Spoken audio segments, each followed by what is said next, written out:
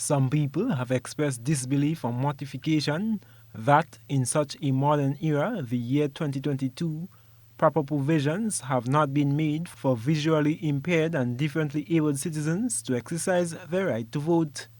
Voter and Civic Education Officer at the Parliamentary Elections Office, Ferdinand Philip, admits that while some provisions are made, they are limited by law.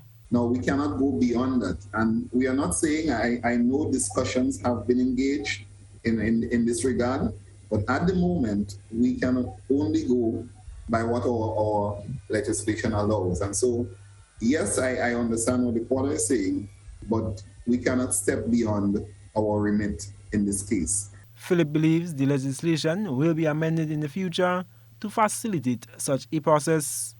Meanwhile, addressing the issue surrounding recommendations made by the Organization of American States and CARICOM during the 2018 general elections, he notes the suggestions are being handled in two parts. The Voter and Civic Education Officer says some recommendations are addressed administratively, while others require amendments to legislation.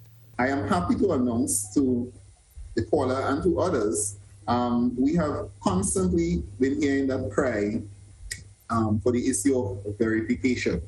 And we are saying to the general public today that come the next general elections, one of the things that will be emphasized is a greater level of scrutiny in terms of the persons who apply to get onto that list. So let me just be clear as I say that, especially for persons who are doing transfers.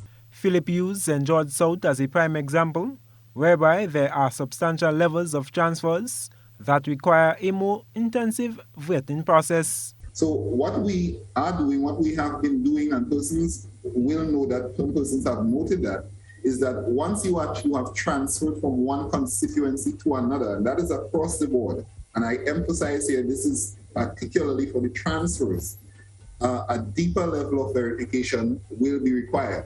Because of course, it's not likely that the registration officer or the assistant registration officer will know you. Okay, there is a possibility, but... I am Gerard Joseph for GBN News.